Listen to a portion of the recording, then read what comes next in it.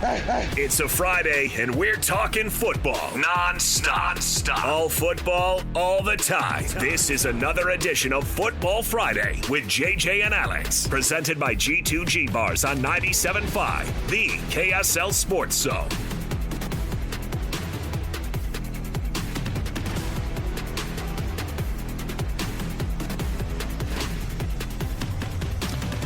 All right, everybody, welcome on in. It is a Football Friday on JJ and Alex, 97.5, the KSL Sports Zone. Alex Curie, Jeremiah Jensen, Stevenson, Sylvester. who is drinking a? Listen, you don't need to drink and host on the same. But by the way, welcome to the program on a Friday. Stevenson, Sylvester, Jeremiah Jensen, Riley Nelson, all up at Box Elder High School, where the Box Elder Bees are going to be taking on the Granger Lancers. Look at that! I got it all right. All of the different mascots and whatnot. Yeah, look, that's nailed it. That's just what I do now, man. I'm sure you know their records and you know their leading. No, listen, and all that stuff I don't know. too, right? I don't know that, but I do. I did actually.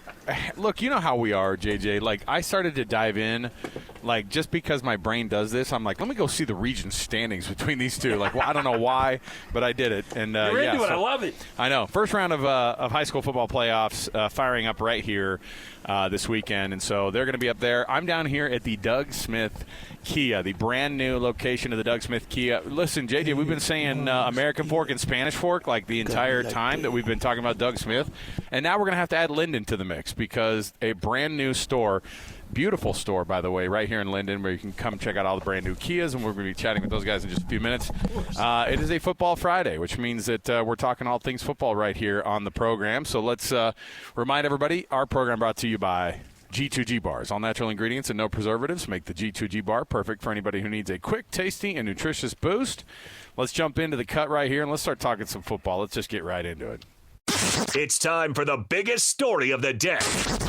This is what made the cut with JJ and Alex on 97.5, the KSL Sports Zone. Well, we hadn't talked after the game. We talked on Sunday, yesterday, and so Andy just felt it was time for the offense to hear a new voice, have new leadership. He was really at a loss for why we were in the situation we're in. I mean, he's a guy that is as detailed as they get. He really just had no solution to where we're at and felt like, again, that maybe a new direction or a new leader at that position would maybe provide a spark. Kyle Whittingham on the resignation of Andy Ludwig, the longtime offensive coordinator for the Utes. Let's jump in right here. I've heard a lot of what Sly has had to say about this entire thing. We had him on Monday, and he went off. And one person I haven't been able to hear from is Riley Nelson about this whole thing. So, Riley, when you saw that whole thing go down, and a lot of the mess that comes with a changeover like that, what was your first reaction to see how this thing went down up in Salt Lake? Not totally. I wouldn't say it shocked me. I experienced something on a little bit of a different level, but when you talk about two coaches in Ludwig and Whittingham who have a lot of trust and have been through a lot of battles together, after the 2010 season at BYU, something similar happened between Bronco Mendenhall and Coach and I in that, now granted, we were trying to reload after offloading a bunch of people from that great 2009 and some other things, but from especially 15 years past and having conversation about what really went down, it really was something. It was just a frank conversation between Mendenhall and the head coach and Robert and I as the OC, and Robert feeling like we weren't up to par, and I don't have the answers to not be up to par. So and it was almost, Robert was something like, let me go kind of leave and wander in the desert. And of course, he goes down to Arizona, goes under Rich Rod, who was one of the premier spread tempo offenses at the time, comes back and leads some very prolific go fast, go hard, and has been one of the most prolific offensive coordinators wherever he's gone since then, right? So these things do happen. Now the difference then was, though, Anai was a first-time offensive coordinator. He had, he did have 4 or 5 seasons under his belt and was going, and of course has had a long career after. We have, in this situation, you've got Whit and Ludwig more on the tail end of their careers where maybe the finish line is a little bit in sight. So you do see it. I guess the one thing that was shocking to me was not to go have that frank conversation at the end of the season, but we've all seen the product on the field, and we've seen it to work, and I think that was just a very frank conversation against friends who have developed very deep trust over time, and I wasn't there, and I haven't heard what Sly has said, but I got to imagine probably Whit maybe protested against it, wanting Ludwig to, finish let's find other solutions, let's finish this thing together, and then we can talk about this after the season. But ultimately respected his longtime, lieutenant in Ludwig and in him saying he doesn't have the answers and it's best for him to take a break at the time. So, these things happen. Andy Ludwig should be, well, maybe for the fans out there in this season, or maybe saying, it'll be good to change it up, and a good look for Isaac, and maybe he wasn't gelling with him. All these things that you kind of perceive from the outside, but the bottom line is, like, all the most special moments of the Whittingham era at Utah especially on offense, have happened with Andy Ludwig at the helm. So he should be respected. His decision should be respected. And, I mean, you're kind of hoping for both things. You're hoping that it was a respectful and meaningful exit for Ludwig on the outside, but you're also hoping that, it jumpstarts this offense, which seems to be mired down in recent weeks. I've only had nice things to say, by the way, Riley. So yeah, don't. Well, I was more the dynamics of Sly hasn't been emotional at all about this week. Well, I've heard hasn't ruined my week at all. Well, I was going to say I was more kind of, I'm guessing what the dynamics were for the outside. You might have some insider knowledge as to whether or not it was hey, we're going to let you bow out rather than fire you sort of thing. I just can't imagine that playing through. And by the way, it was Witt and Ludwig. My most meaningful interaction was getting recruited by Utah, and it was a Witt-Ludwig combo at the time that recruited me, and they seemed to have a very tight relationship and respect even back then. So I guess what I was saying is I don't want to misspeak on how it actually went down, but that's how I envisioned it. I mean, we all don't know exactly how it all went down, but, we've all heard the terminology of a mutual decision, right? And so it is what it is, and that, as far as being in the business of winning, you got to compete, and that's why sports is just, it's never ending, right? Even you win the championship last year, you can't take a year off. You can't. I've seen so many coaches literally win the Super Bowl. The very next year, they're on the hot seat. Like, what? And so, you can't have down years, especially multiple years in a row. And that's kind of what's happened. Is kind of like they're not seeing change. It's been present. There's been opportunity given. It's not like, hey, let me get an opportunity to redeem myself. That has been given, and there just hasn't been change. So a more substantial change had needed to happen. Coach Witt said multiple changes was going to happen. I've only, to this point, only heard that. And so, we'll see this week if that's all.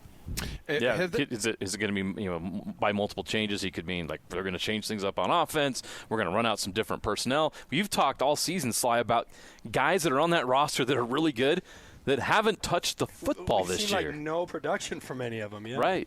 Yeah, well, for me, I just don't know what it is. Like, why is that? Like, I know personally from being in the system, there's a lot of internal things, right. Because you got to understand, these are 17, except for Cam Rising, 17-year-old to 21, 22-year-old kids, essentially. There's a lot of maturity and growth that needs to happen, and I think that's one thing that Coach Whittingham likes. He likes to do that. He likes to instill it, right? And so there's a learning curve with all that, and I understand that was a big part of his culture. When I played, is doing things the right way, learning why you do things. Player development, right? That's a big part of his coaching prowess and how he's able to even bring people in that are the right people is because of those things.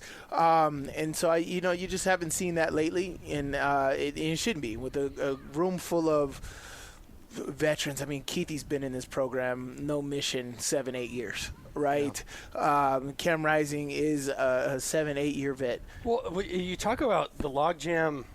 You talk about a program that's built on player development, and it's true. I mean, for the longest time, Utah was this, at least from an NFL standpoint, it was like, you got like 2 or 3 that maybe send him to Utah and we'll find out if he can become a pro, because they would just churn out these 2 and 3 switch stars. Position. You see what Coach Anderson wanted to do with you, right? Yeah, exactly. Like switch a position, develop, and then all of a sudden they go on to have like a 7-year NFL career. See, I think that would have been the case. See, Riley, I just wish you would have played safety at Utah just to see where you could have been in the NFL. You would have had an 8-9 year career as a safety. We know what it would have been. I was about half the athlete of Chase Hansen. Oh, there you go. So like I would have have maybe played on Stop. I would have maybe buried played on the depth special chart, teams, and that would have been about it. But no, what I was going to say is, like, it's interesting. You got Witt, and we just heard. I know it's basketball, but we just heard Coach Bennett at Virginia kind of talk about the current state as one of the reasons why he retired. Nick Saban's been open about that.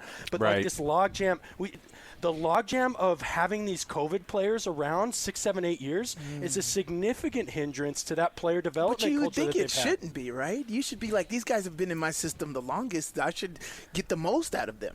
But it just doesn't feel like that. Yeah, but like to Riley's point, it's created a logjam where your younger guys haven't had the chance to play that normally would, and these older guys are sticking around too long, maybe too long, right? Maybe. I mean, how many of these COVID guys are getting better by the end? It just sucks. It's hit and miss. Because, like, you're getting these guys who aren't in the COVID era who's only going to get 3 or 4 years that's having to succumb. And it's being affected by guys in front of them. And so, like, their future's being – and so, like, all these guys are making decisions like, I got to get out of here. I only have a certain amount of time. And this guy's taking it all because he's been here for 18 years. I want to ask a question. Yeah, I want to ask a question of the group because, again, you guys, this is my one time to be on air with you guys, and I know you guys are on air throughout the group. But I've seen on social media the comparison. And, by the way, how do you say his last name? Bajakian. Yes, correct. Yeah. I mean, and granted, he was been at Northwest. He hasn't been at like blue chip offensive programs, but when they've compared his production to how much do you guys buy into those charts that don't look too promising as far as that's getting better? Yeah. That's a huge part of it. I mean, like we talked about this a ton this week because it's easy to look at the comparisons because the offenses have produced. Here are the points right in front of me here. In 2020, when he ran that offense, it was 24.7. That was the best he had in his career. The rest, 21, 22, and 23 go 16.5 points, 13.8 points, and 18 points. That is abysmal levels of production, and then the yardage doesn't really match up either. I mean, it's in the triple digits in terms of the rankings every year.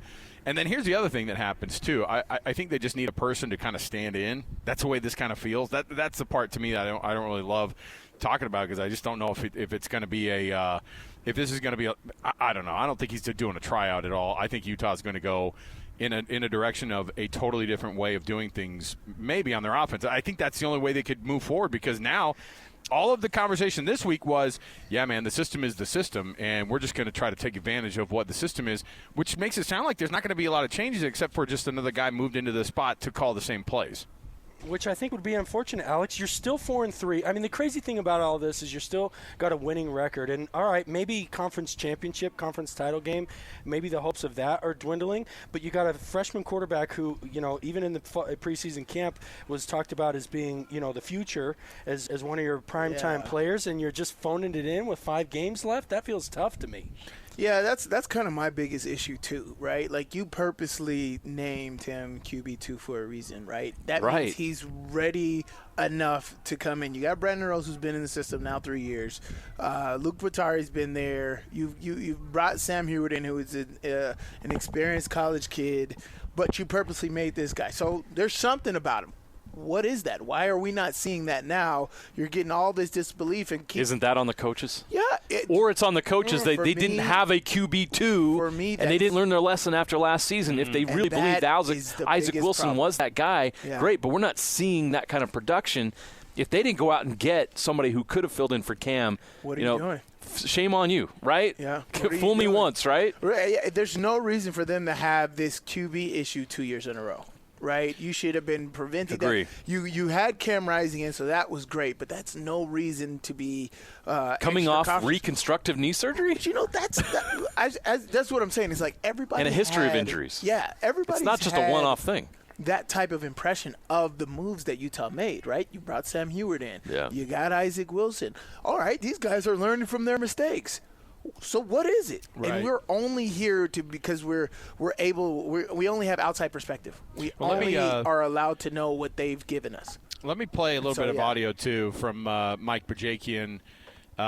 This is what the actual quote was too. I wanted to make sure we played this because I think that because of the spot in the season where he inherited the offense, I think that his style probably matched up with what they wanted to do, and that's why they brought him in the first place, even though I mean, it was JJ and I were joking about it. It's just like, do you think that Utah saw that Northwestern offense in the bowl game last year and went, that's something we need. We need 14 points.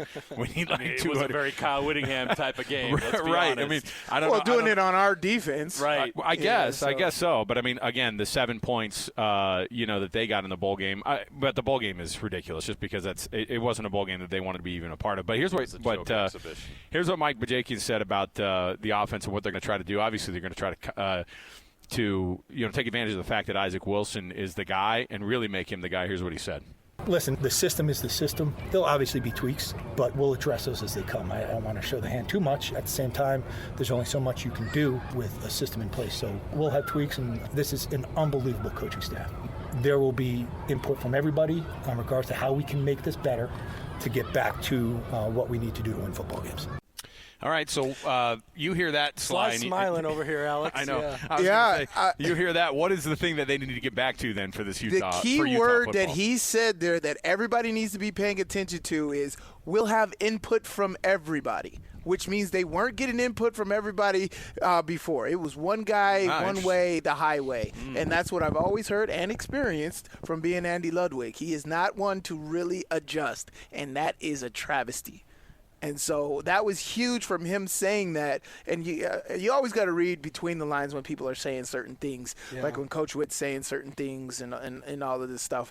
But the key thing that I took away from that is we'll have input from everybody, which means this is going to be open. What people think will work. So that's very I like that, and I'm a team player as far as that goes, and I like that mentality. And Riley, as a quarterback, how important is that? Well, and I'm not gonna miss an opportunity to kind of compare and contrast between the rivals, but I feel like BYU in the Roderick era has been very open about the fact that like Fessy contributes very heavily. Yes. Fessy Sitake, the wide receiver coach, very heavily in their passing game and passing game coordinating. Who was a successful play caller at Weber State. Yeah, and then Woods comes in as the new O-line coach, and like he's transformed a lot of what they were doing philosophically, and I wonder if Roderick's time at Utah and that very tumultuous year that he had as a coordinator and all that. Co-offensive coordinator with Schramm. That was terrible. With all that and how tough that was, I wondered if and trying to take over, trying to shoulder it all himself, because from the moment, and even when he was under Grimes as the QB coach, it was a very collaborative environment, and we're seeing that we're seeing that happen with BYU. Like, BYU doesn't – Lassiter's a good player, and Retzlaff's playing okay, but, like, they don't have anybody that's, like, jumping off the page at you for there's being no like – All-Americans on there's no Outland trophy or Davey O'Brien or anything like that. They're just a great unit, and I think that's a reflection of the staff that they have there. And of course, under Roderick, they've had their bumps and bruises, but they've been pretty consistently as you look over his longer term, as we continue to get into his third, fourth, seasons and beyond. It's up and to the right, it feels like, and that collaboration. Anyway, credit to them, and maybe it's just a newer generation versus an older school generation. But I mean, if Bajakian's sincere in saying that everyone's going to have input, and because here's one thing you want to know about the staff rooms is like, if everybody all those dudes want to contribute because they want to, there's very few that just want to be a position coach for their entire careers. They all want to be in that coordinator seat one day. And so if you allow them to participate and collaborate in those efforts, I feel like it can elevate the entire room. It's just energy, right? We've talked about it, right? There was no energy from the players. There wasn't really energy. Right. It didn't feel like from the coaching staff. It felt like a zombie offense. Yeah, and so if you can bring the energy. In the past. Yeah, but that's what I'm saying. If you get Isaac Wilson more confident about I like this play. I know this play. I'm very confident about this play. This go route, this deep ball, the way this is run, this is the way that I love to do it. This is what I've had success. Where I've seen success, even on a lower level, I've seen success doing this. You will get more contribution from the team. Tough thing for Utah is it's been double faceted because we're talking about the staff now, but the Cam Rising injury situation in the replay of last year, that was a significant contributor to that lack of energy, that lack of cohesion that we saw. But you fix the staff, we fixed the Rising injury situation. Now, it's a get-right game. Like, you would expect to see market change this week against Houston. They have to have the change. That's what we said last week. Right now, the market change, obviously, is that it's the offensive coordinator that is different, and I think that, everybody's looking forward to see what the change is going to be. It's interesting to see how teams respond to when there is a coaching change mid-season and when it kind of takes the wind out of you. I mean, Mekhi Bernard said it. He was like, I was shocked, right? And it was a sad situation because he feels like that's his guy. That's a guy who made plays just for him. And so there's that part of loyalty where you kind of go, yeah, that was my guy, and we're all shocked here. And early in the week, like, he hadn't even had a conversation with Coach Bajakian, other than just like that the change was being made, and then the offense kind of had a generic sort of, hey, here's what we're doing type of a meeting. And so here's where we're going to go, and here's how we're going to address this thing. And obviously how the team is going to respond this week is going to say a lot about what Kyle Whittingham's, guys are made of. So it's a Friday, and we're talking football non-stop. All football, all the time. This is another edition of Football Friday with JJ and Alex, presented by G2G Bars on 97.5, the KSL Sports Zone. Their record does not speak for how good of a football team they're. They're probably the best 3 and 4 football team in the country. Probably a lot better than a lot of people who have better records than them. They fly around. They do a lot of good things, defensively especially. I mean, you guys saw the way that the Iowa State game ended on Saturday. I know this is a really tough team, and they played them really tough. I know they're going to play us really tough, especially since they'll be at home. Jake Retzlaff with the quote of the year on pumping up the opponent. That's probably the best 3 and 4 team I've seen my entire season. I know they're 1-7, but man, they don't play like it. I just love that idea of like how to go at those. But you have to do this kind of stuff, and I'm going to be honest. Like we all did see how Iowa State struggled. I love how Iowa State and BYU both stay undefeated with a last-second touchdown, basically, at home against a team that they were definitely supposed to beat by a lot more than they thought, and it ends with the exact same score, 38-35. And so interesting matchup between UCF and BYU this weekend. Alex Curie here down in Linden at the Doug Smith Kia, and Stevenson, Sylvester, Riley Nelson, and Jeremiah Jensen, of course, up at Box Elder, where Box Elder High School and the Granger Lancers are going to be facing off tonight. I'm actually kind of mad because I'm down here all lonely by myself, just like sitting in this Kia by myself, and you guys are down there. You guys are up there all hanging out. I imagine you guys all – it's like the scene in where you guys are all spraying gas at each other. What movie? On Zoolander? Well, hopefully we don't die in a fiery explosion while we're doing it. Just none of you light up, okay? So you'll be fine. But listen, this is one of those things, and I know that Riley went up and saw the New Mexico and Utah State game. Or no, did you? I don't know what game you actually watched this last weekend, because I know you were hanging out with your old crew, Bronco and his guys, but I don't know what game you actually watched this weekend. I did, and I was there, and it's funny you bring up Jake Retzlaff. That is Kotsutake. He wasn't up there, but there were some other members of the staff up there. We had a fun little reunion with, of course, all the guys that are down in New Mexico, but then also there was some guys that are on the current BYU staff that were there, and because, of course, they played the night before. Right. And we was able to spend some time on the night before the game, but then after was when I got with all the BYU. Anyway, I was chatting with a member of the current BYU staff, and even he was saying, like, man, the ball has bounced our way so many times. Like, that narrative, every person, a player or a coach I've talked to since about 4-0 has talked about how, like, BYU feels lucky to be 4-0 and that they're paranoid. Don't question luck. Look, Sly 2008. How many bounces went your way that year? A lot. A lot. The TCU game, the missed field goals. But what I love is, like, Kalani has seemed to inoculate this team from, like, that entitlement or thinking that somehow they're owed a win or somehow on record. Hungry and humble. They're going to show up. Yeah, they're going to show up. And, yeah, it's, like, humble, but it's also got, like, this healthy paranoia that, like, we're not as good as our record. Like, it's crazy to convince a team that was 5-7 last year that now finds themselves in a position that's 7-0 that somehow they're not as good as their record says. says. So they're doing a great. Kalani's doing a masterful. And I'm not. I mean, he obviously leads everything, but the entire staff is doing a job. And I'm telling you, when these guys are making these comments to me, I'm not getting like public lip service. Like they actually believe it, and so that gives me like hope and confidence in this team that they're continuing to put in the work during practice, that they're not taking anybody for granted, and they're gonna show up and give their best effort. Does that mean that they're gonna continue this winning streak? Maybe not, because college football is hard and it's hard to win week in, week out. But I'll tell you one thing: if they do get snake bit, I don't think it will be due to their head getting too big. So why are they road underdogs against a team that's lost 4 games in a row? Why are there so many people around the country that don't buy into this team? I'm trying to figure that out. Like you say, yeah, they've got some lucky bounces, sure, but that team's executing really well, and they're taking advantage of the opportunities, and that's really what the difference is. What's the difference between a lot of these teams? Not much, right? When you look at rosters, outside of maybe like a Georgia or Ohio State when they got their $20 million payroll, and Oregon I'll throw in there as well. But ultimately, you line a lot of these teams up. What's the difference sideline to sideline? Not a lot. It's about execution, and it's about taking advantage of opportunities when you get them. Last year, BYU didn't take advantage of those opportunities.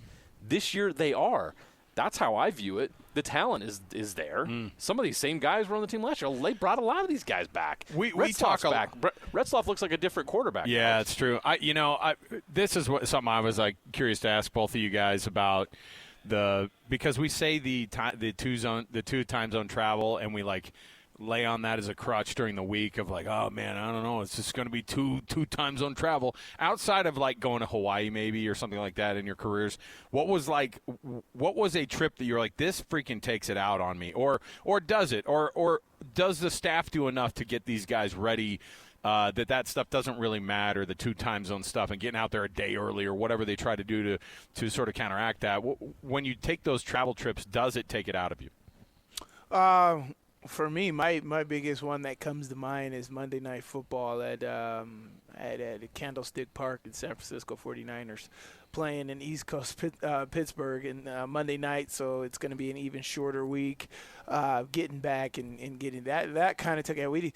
I think we had plane issues too, so I literally didn't get back into Pittsburgh until 7 a.m., and then we just went straight to the facility and had meetings for Tuesday. And so that was different, and I think that's harder. That was 3 time zones. Coaching staffs plan for this. And then, of course, going to London, you play the Coach Tomlin. My last year in Pittsburgh, we were 0-2, 0-3 at the time. And I'll go all the way to London, but we didn't take a couple days to go to London. We literally went there like it was a regular trip, and we got our butts beat by Asiata and the Vikings. There was definitely jet lag there, but those situations are a little bit more dramatic. But there's different things that you can do to prepare for that. Of course, you can leave a little earlier on Friday, make sure they get a good night's rest, all those different things. But I think ultimately these guys are professionals, and they'll be able to match up and align. I think the game against BYU is at 1:30 p.m., so that does suck.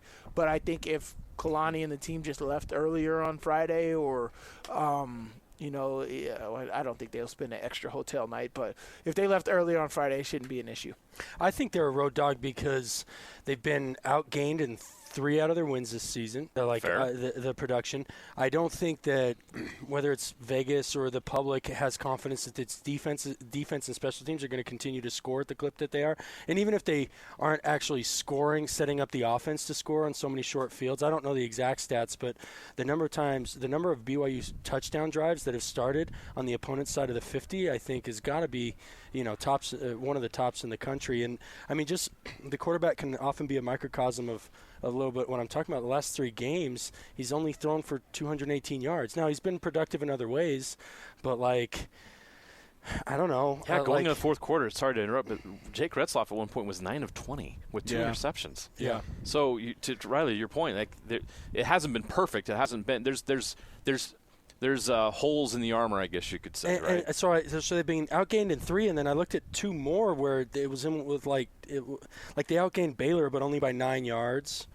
They outgained SMU, but only by about 40 yards. So, I think that's more why you have the Road Dog. But listen, I'm not complaining because I think I just talked about the mentality. Let them hate. That's what I'm saying. Keep going, yeah. I just talked about the mentality that the coaching staff has been able to establish down there. It helps the players buy into what the coaching staff are saying.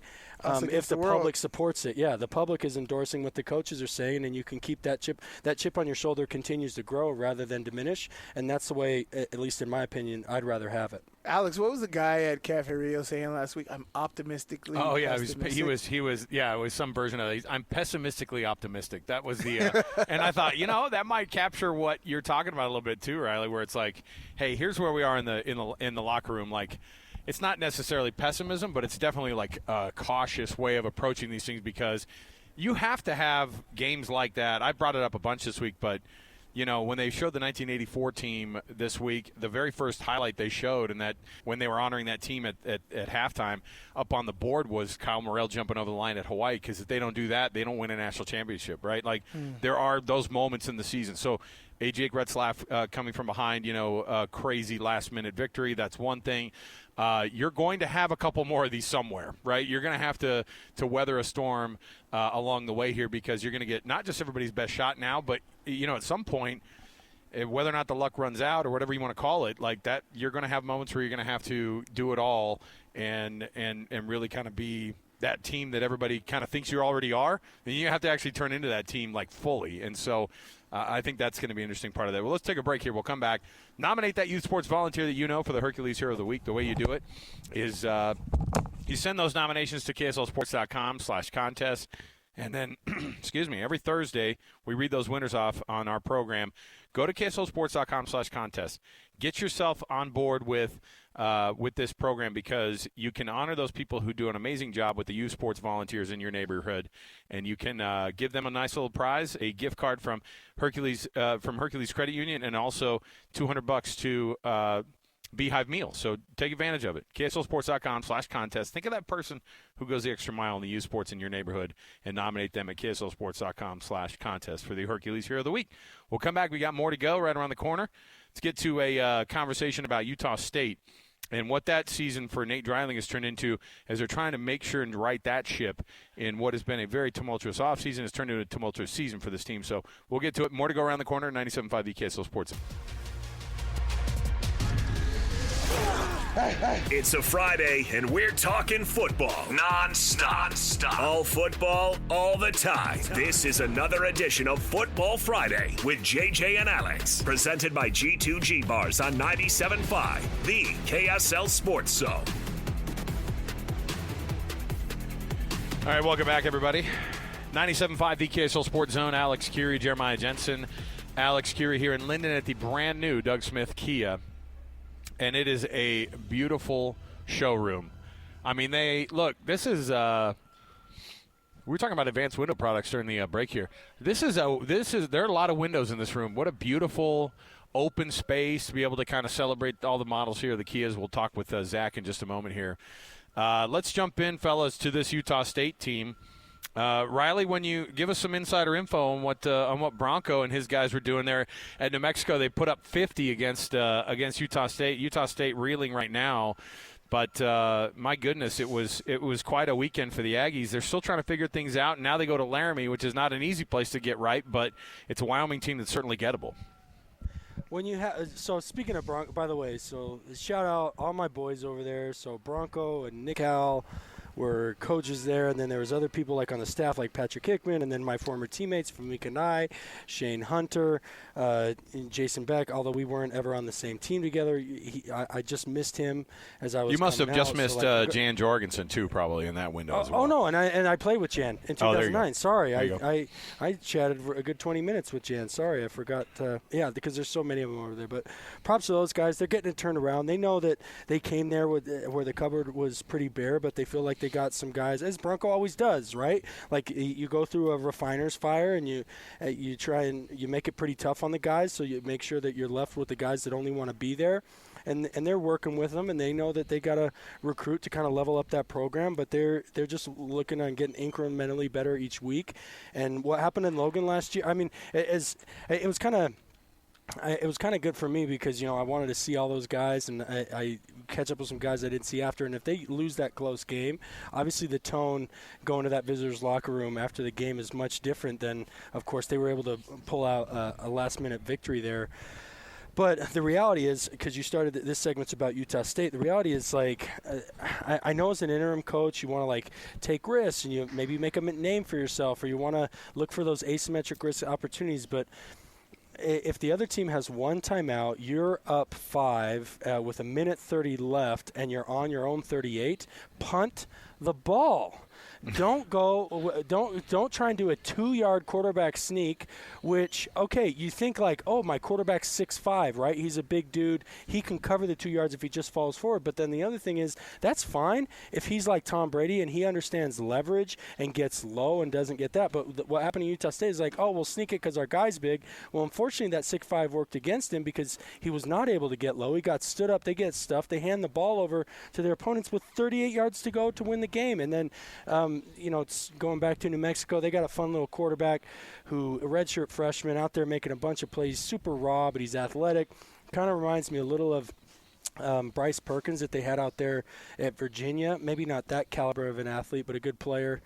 A little bit sad commentary that we were about 5 minutes into the conversation, and they're like, God, I just hope we can find some way to keep him without him getting poached by a P4 school. Isn't that wild? Yeah. This great player after this great win, and the first thing the coaches are talking about, 5 minutes after a loss, 5 minutes into talking with me about 20 minutes after a loss is how are they going to hold on to their guy.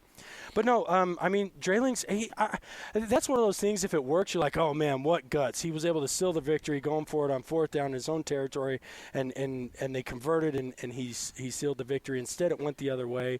But Utah State's still a good product. Anybody that's listened to us up in Logan, Royals is fun to watch. I think that dude's going to get a look at the next level. Mm-hmm. Faison is another. He is a good quality back.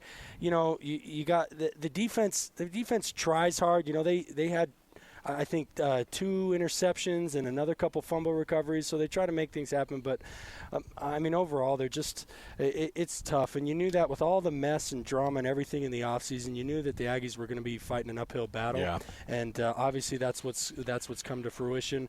But I think the Cowboys are in a similar boat, and it's always hard to get right on the road. But they're going to be I think Utah State's going to be another dogfight against the Cowboys, and hopefully this week, where last week the ball didn't bounce their way, maybe due to their own decisions, maybe they can make a little bit better decisions and increase the likelihood that the ball bounces in their favor this week. Right.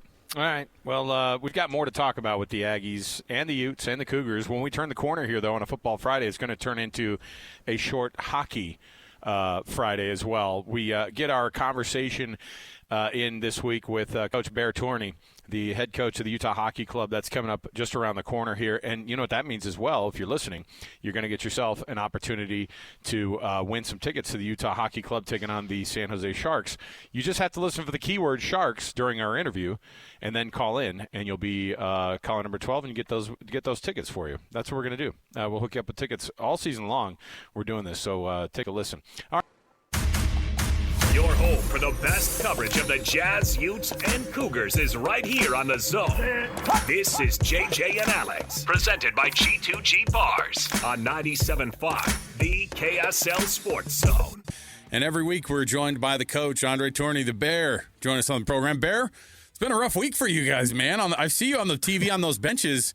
You always sound very positive when you chat with us, but I would not want to cross the hallways with you as my head coach. Like you can get a grumpy stare on your face. How's the team holding up this week?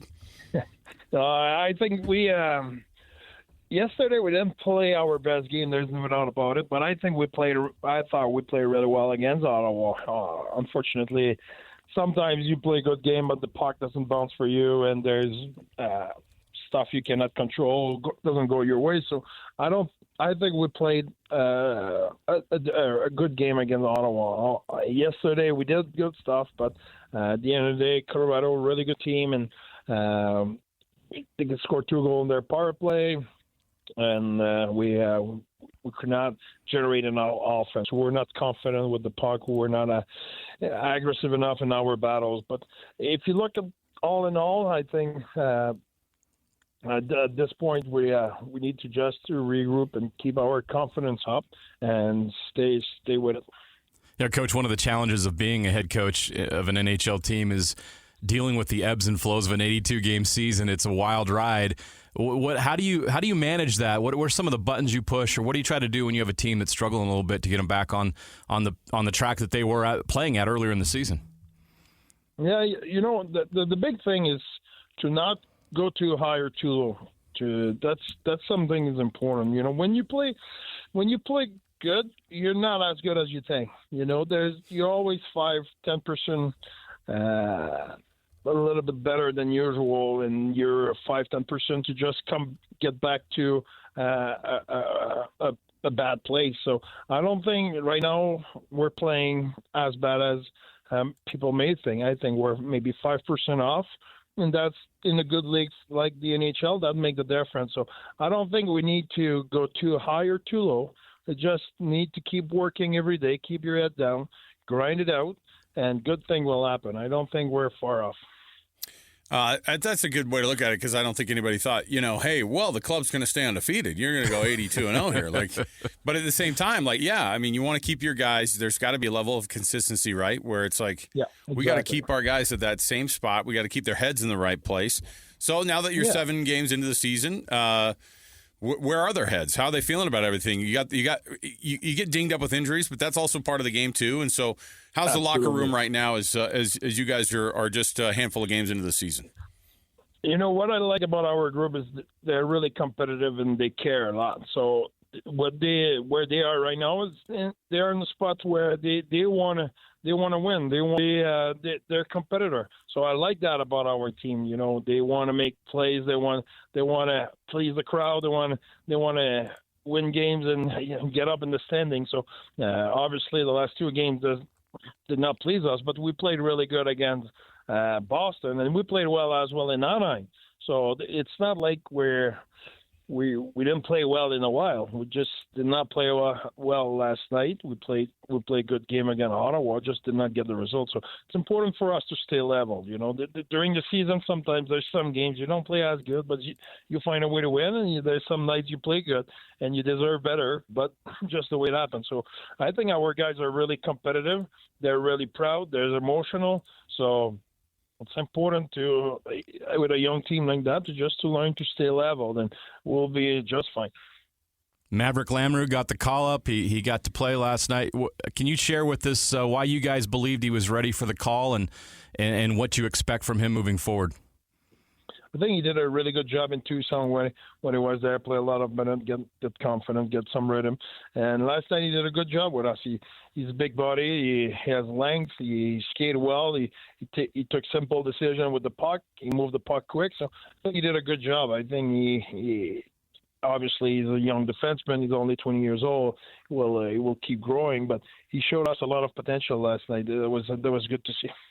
Yeah, you pointed it out the other night. The Ottawa game was really about 8 minutes of kind of really that just happened kind of hockey, which exactly. Hockey pucks are weird shaped, and ice is very weird, and we say that about football all the time too, because we're like, hey, that football's a weird shape. It bounces in weird directions sometimes, and the same thing happens in hockey. And so it's interesting you said that. Look, we didn't we played well against Ottawa. We lost 4-0 because there was an 8.5 minute stretch where we couldn't control everything right there, but. When you see guys have games like that, when they sit down, and again, this is something we're just learning when it comes to the professional hockey side of things. How often do you guys get to sit down, break down film and things like that? How important is film to hockey, or is it something you're like, well, look, we would drive ourselves nuts if we had to look at film from every game? No, we do it every game. We do it every game. We just do it differently. We pick a part of the game we think we need to work or do better, or we did good, and we need to do even better, stuff like that, and we talk about that. We do a review on that. we can obviously not review every phase of every game. If sure. That will be too heavy mentally for everybody. If you compare on football, there's the preparation in football. We all know that, but the intensity of the game. Imagine if you had to duplicate that every second day. I mean, the mental intensity. I'm not talking even about the physical intensity. I'm just talking the mental. That's what the challenge in hockey. You need to be able to regroup because you're at your best every second day. You have to be at your best mentally every second day. So you need to be focused. You need to be prepared. You need to be urgent. You need to do all those things every second day. That's what the challenge of the professional hockey, which in example in football, it's once a week. You have time to just breathe a little bit, make a step back, do your preparation, be urgent in your studying the system, the structure, and all of it. But you have time to regroup, which in the hockey, it's every second day. So you have 24 hours to get over it and prepare yourself for the next one. The injury bug has hit you guys, but we got some good news today. Nick Bukestad's coming back. He'll play against the Kings. What does his return mean for you guys? Well, he's a great veteran. He will be good for us. He's big body. He's strong on puck. He's a right and center. Good for us on faceoff. And he's a competitor. He competes. He works hard in every shift, every presence. And he's a great veteran. He has a great presence in the locker room. There's never a bad day in his life. He's always smiling. He's always working. He's a really humble guy. So that would be good to have him around, having his presence around the team. Bear Tourney, head coach of the Utah Hockey Club, joining us here. They're taking on the Kings tomorrow in a little matinee Saturday action for the Utah Hockey Club. And then they come back and take on the San Jose Sharks on Monday back here at Delta Center. And then another one. It's just so crazy to me, Coach, to see, okay, the Sharks are coming to town. The Calgary Flames are coming to town. That it blows my mind as just like a guy who's followed sports my entire life to watch Calgary coming down to Utah. Every game I feel like is going to be really, really fun to just be like, I can't believe we have an NHL team here. So we appreciate you joining us every week, Coach, and we'll talk to you again next week. My pleasure. Thank you for having me, guys. All right, Coach Bear Tourney. Isn't it amazing that, like, that's the head coach of the Utah Hockey Club, and, like, he has his head on straight? Like, I mean, I would be going nuts. They've lost 9-1 in the last two games, and he's like, yeah, but let's look at it for the reality of what it was. It's a great perspective to get. It's an 82-game season, and remember, they stole some games on the road early in the season that we didn't think they were going to get. Sure. All things even out. I think we're starting to learn as the season goes along where this team is at. They're a very good team. They're a very talented team, but they also have some weaknesses. And right now, those weaknesses are showing. Their back line, it's battered. They're not consistently scoring, and between the pipes, they haven't been good the last two games. So they got work to do. We'll see how they work it out, and you can tell from his perspective, he's ready to do the work. Let's. Hey, by the way, if you heard the Sharks in that interview right there, that was our keyword to get you going to get some tickets to the Sharks and the Hockey Club on Tuesday night here at Delta Center.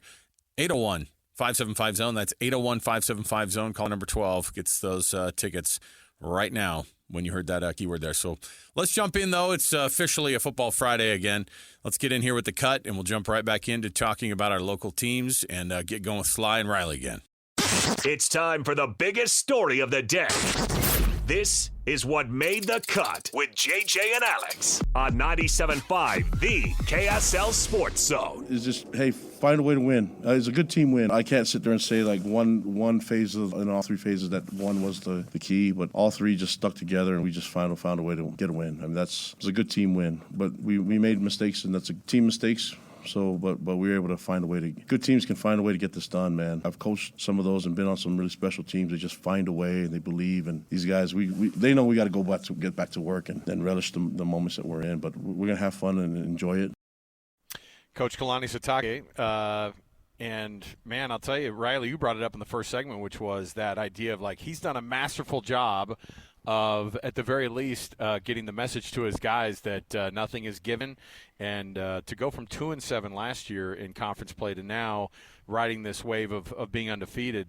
The term special season gets used a lot, but special season is kind of beyond what I think what the fans' imagination is. And JJ and I have been listening to this all year, all these guys going, oh, no, well, we believed it. None of you guys did. And I'm like, well, can you blame us? I mean, come on. Like, I love when they're like, yeah, you make guys us didn't sound believe like us. we're dumb. We don't care about anything you guys say. You and lost I'm like, 5 in a row in last season. I'm like, geez, man. Yeah, but when you hear that, though, Kalani has had a message every week. It's been the exact same, and it's worked this year.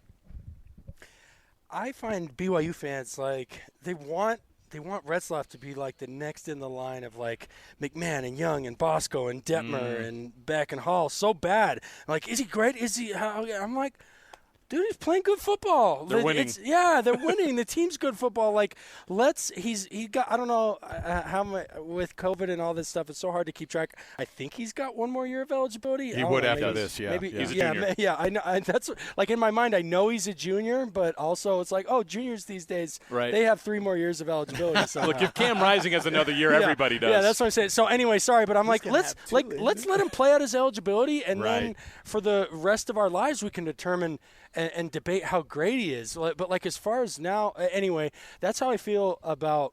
That's kind of been my response in relation to all the quarterbacks questions. Obviously, I get the majority of those because that was a position I played and all that. But that's also how I feel about this team. Like, we don't why do we have to be so quick to, like, position this team who's in the middle of their season in their place in BYU lore in history? Like, let's just enjoy it game after game. And I'll tell you one thing. I mean, it's great. The stadium atmosphere has been great. You got all these Big 12 teams that are coming in and see the production value that's happening at Utah State, and you know, you got a ton of good stuff rolling on social media. The traditional, like, cable outlets and ESPN are starting to pick up on this. You know, you got Gus Johnson sitting there making great calls and Lavelle Edwards a couple weeks ago.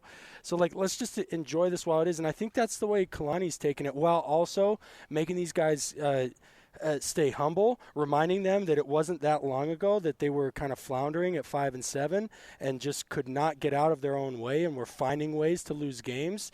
And some of the changes that they've made to now not find where they were finding ways to lose games, now they're finding ways to win games, and how thin that razor's edge is.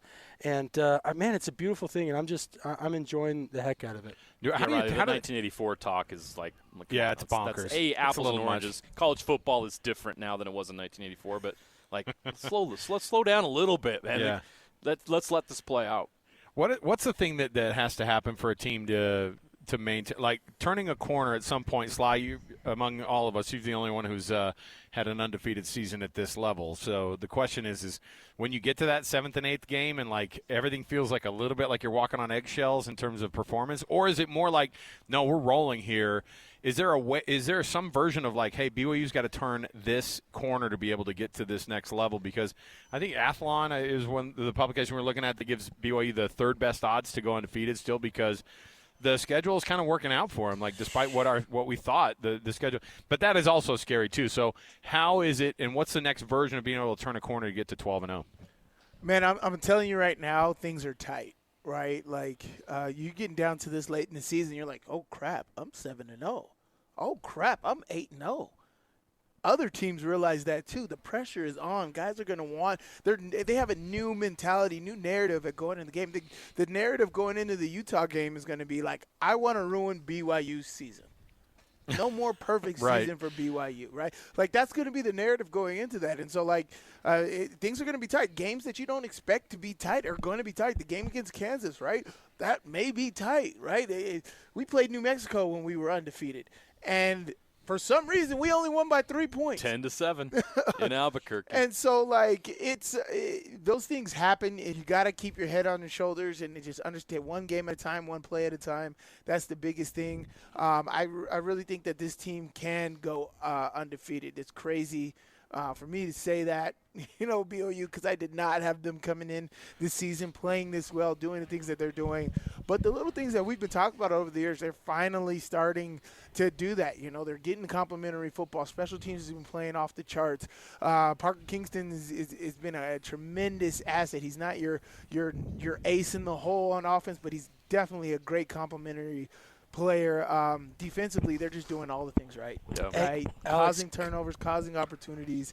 They're just playing great team ball that I think will carry them through the rest of the season. Can I end this segment with something that the College Game Day loyalists Yes. saw last week. Yeah, right? Like, who's dealt with this more than anybody else? It was Nick Saban in his time at Alabama, right? As far as, like, turning that corner and are we legit and dealing with the questions or whatever. Did y'all see this, the nothing speech? The nothing speech, that's a so classic if you wake from up, him, man. Yeah, if you wake up in the morning, you feel entitled, what would that get you? Nothing. If you think somebody owes you something, what would that get you? Nothing. If you lose your discipline and your work ethic, what will that get you? Nothing. If you fail to prepare and pay attention to detail, what will that get you? Nothing. Nothing is more important than staying focused on being the best you can be the next play, the next quarter, the next game. So, like, that's got to be the message with BYU. Yeah, and so exactly. you say what's that corner? I don't know that it's definable, and that's the great thing about football. I don't think you can spend too much time trying to predict what that next hurdle will be. Rather, just focus on your preparation, that whatever that hurdle may be, you can address it in the best way possible. Is that supposed to be our job, though? It's supposed to be talking about the future. Yeah, they got to keep the main thing, right? But there you go. We're over here talking about the future for them. I agree with Riley. I think the mission needs to be next play, next opportunity. Well, and you talk about Utah wanting to spoil BYU's undefeated season. So would every team, right, who they face off against. Obviously, especially Utah, but every team knows exactly who they'd be playing at that point. You know, if BYU beats UCF this weekend, they'll be into the bye week, and then the first college football playoff rankings will come out without having to play that 9th week yet, and so they would likely still be left out, which would be awesome. I mean, I've been writing emails like, You're leave them out. Please. No, I want that to happen. Because you know the second they're in. Oh, dude, if you're a player, it's all going to come crashing down. Yeah. We'll fly you down to Dallas-Fort Worth, stand outside the hotel there, the college football playoff. BYU doesn't deserve anything. Yeah. Signed in a megaphone. As he's wearing all his BYU gear. What's wrong? It's just like, what has BYU done? Keep them out of the rankings. All right. No, BYU Saban's right. Go. We're nothing. Not until the very end. All right. Stay here, 97.5 EKSL Sports Zone.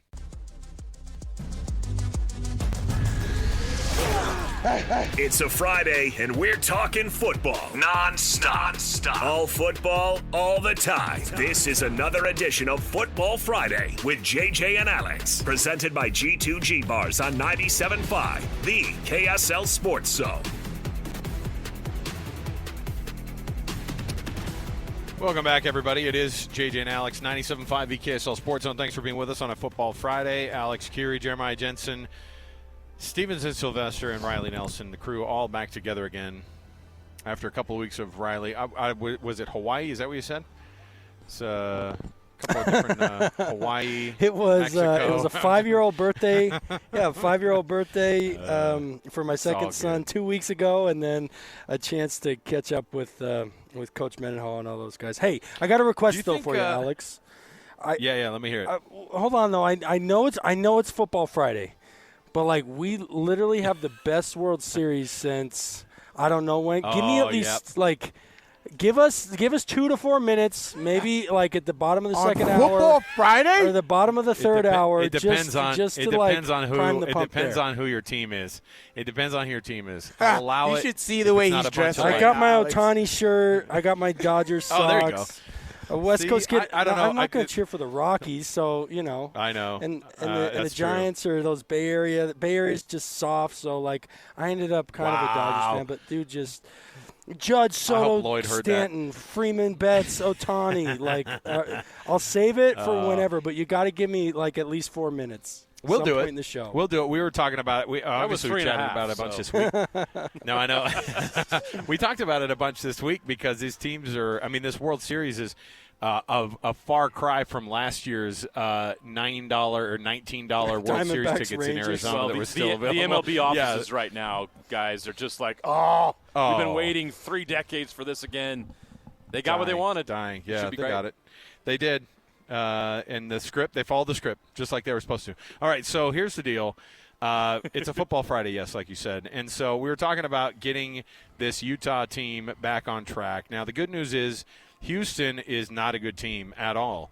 Going down to Houston, people have not had a hard time against the Cougars even at their home place. And so when you see a struggling offense and a struggling defense that is the Houston Cougars. Well, I say struggling as in like they actually have had a bad go kind of over the whole season, but Willie Fritz and his guys are trying to figure some things out, and I think that's a good time. And we thought the same thing last week with TCU, although TCU is a very different team than Houston. And I know you're probably saying, yeah, they lost to Houston, but I do think that this Houston team has got way more problems than meets the eye. And so the chances of Utah getting on track against Utah this week are what, fellas?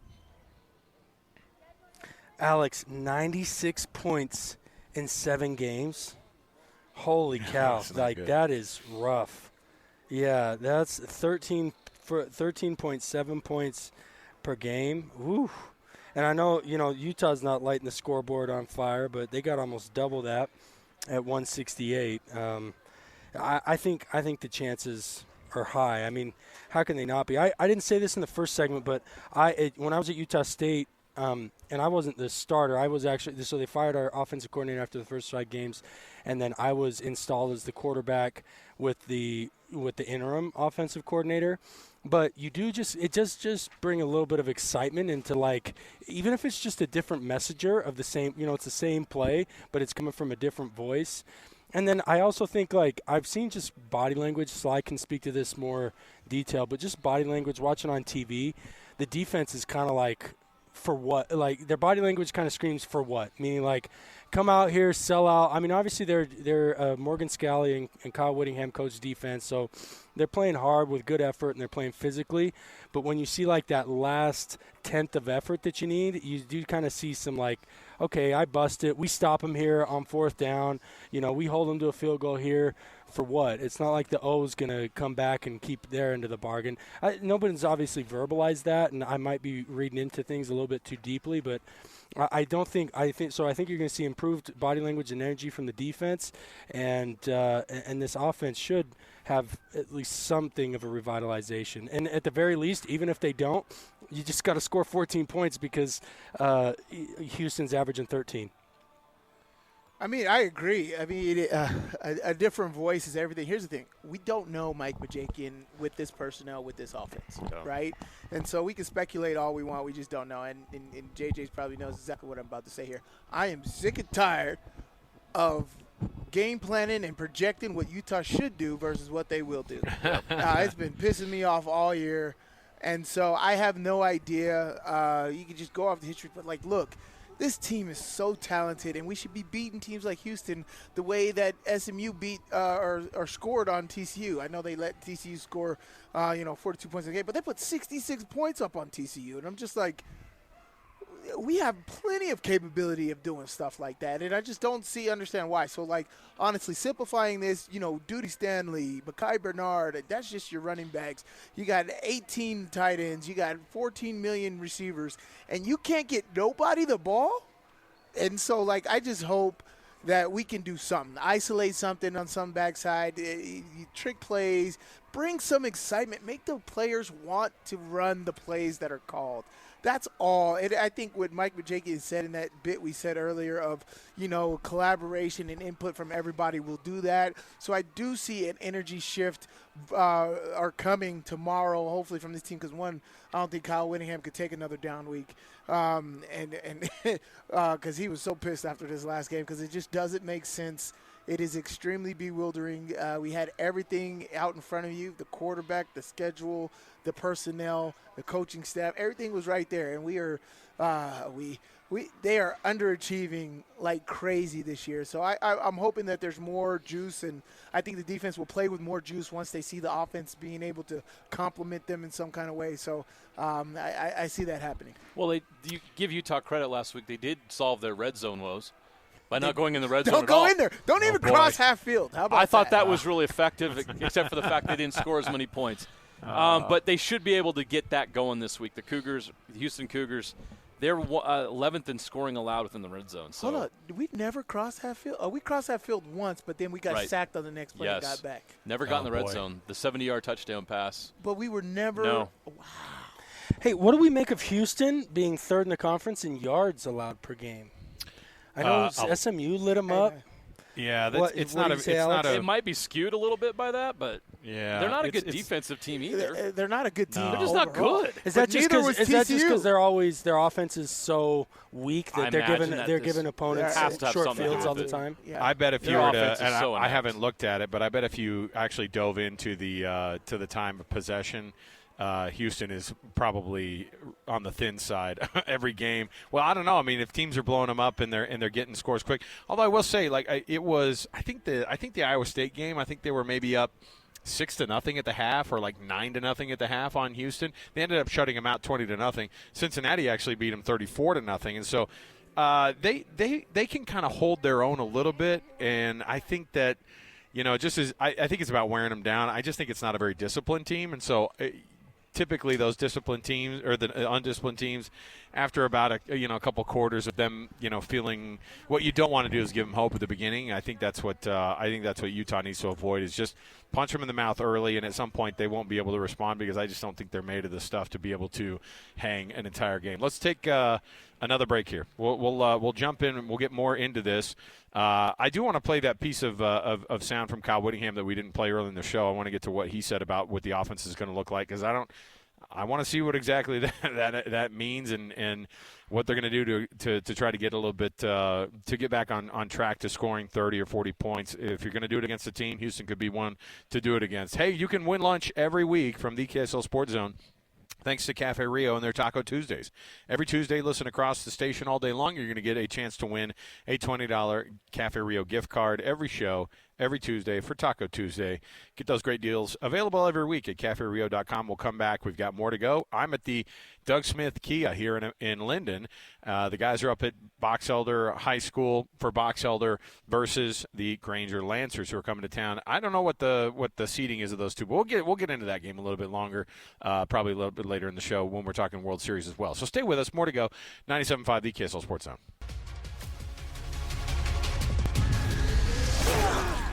It's a Friday, and we're talking football non-stop.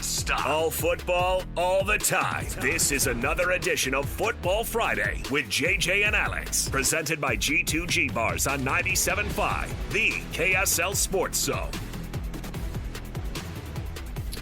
All right, everybody, welcome back. JJ and Alex, 97.5 the KSL Sports Zone. Alex Curie, Jeremiah Jensen. Thanks for being with us on the program, everybody.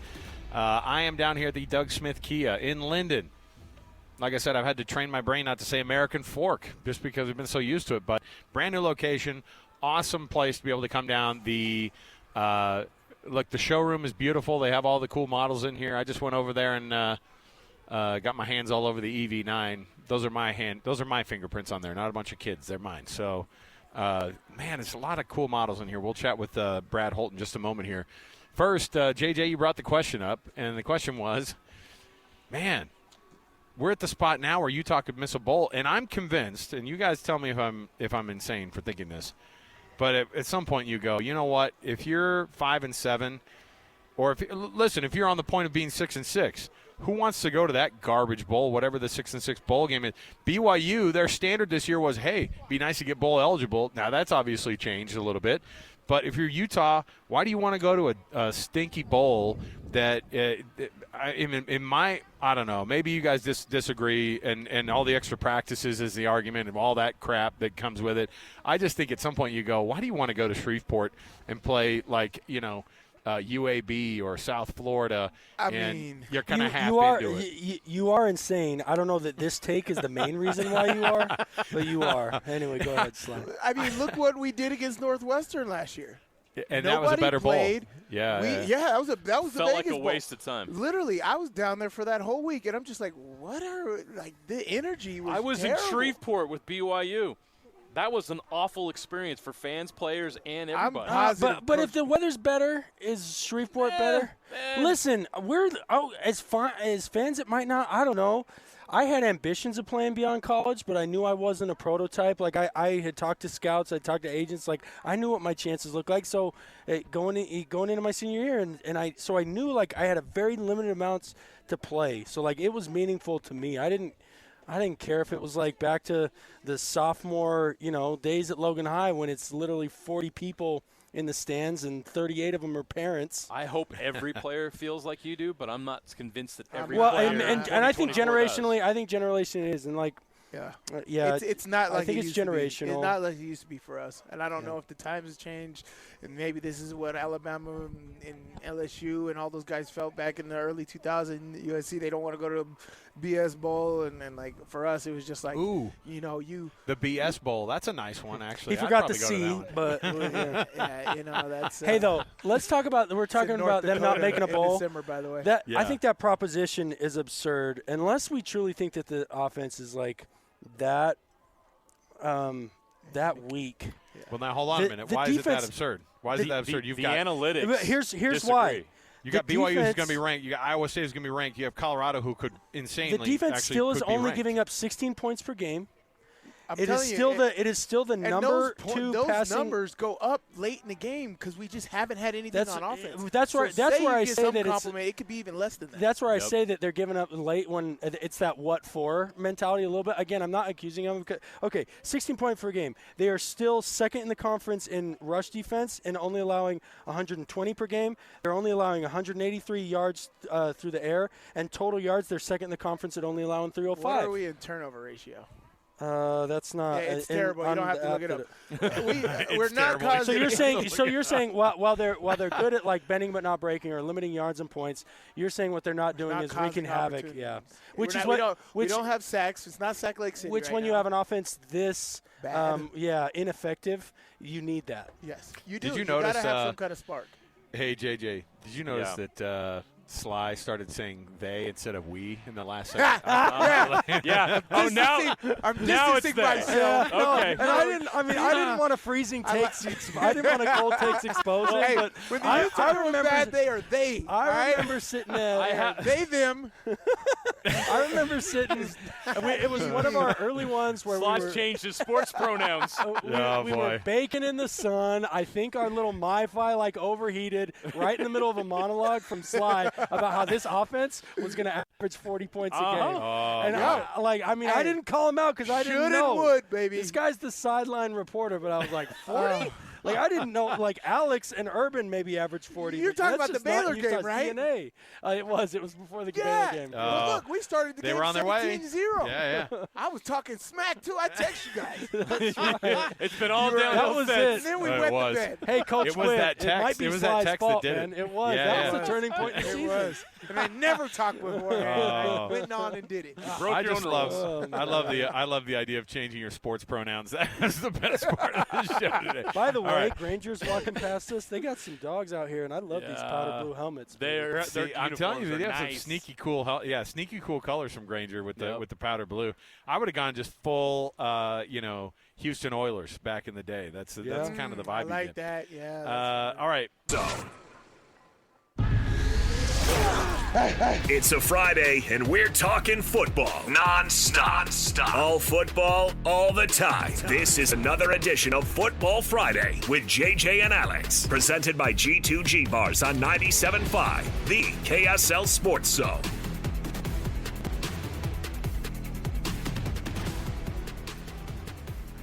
All right, welcome back.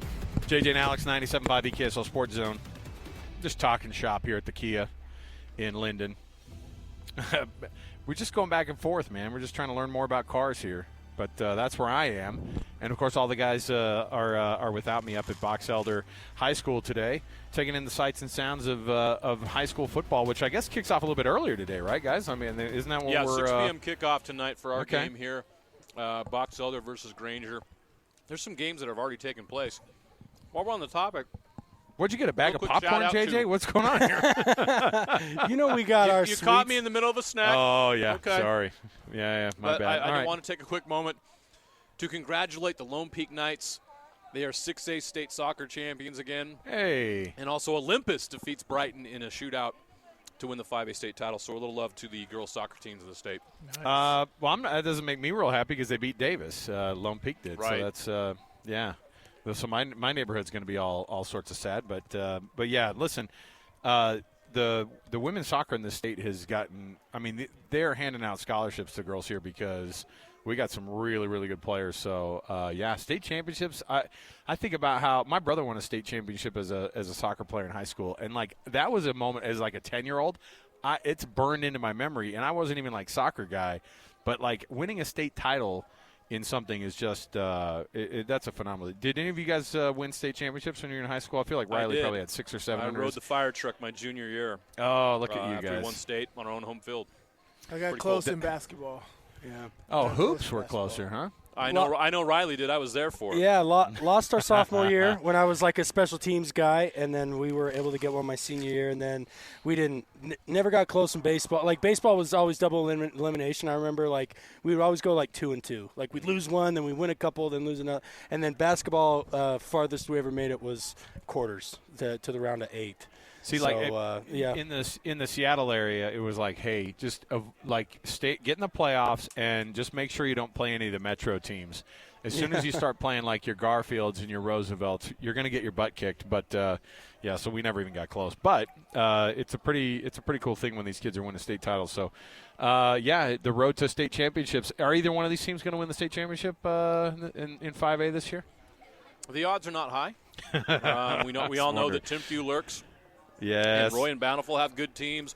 That Brighton team we saw last week is really good. Orem's in that mix, but and Olympus as well. Give them a little love, but Timpview's the obvious, the defending champs. They're the obvious front runner here. Well, our program is brought to you. Them down. Oh, yeah. Our program is always brought to you by G2G Bars. All natural ingredients and no preservatives make the G2G Bar the perfect protein bar. Give it a shot today. Costco, Holiday Oil, and Maverick, and Associated Foods. Find them in the refrigerated section. Let's kick things off here. Fueling the current and future.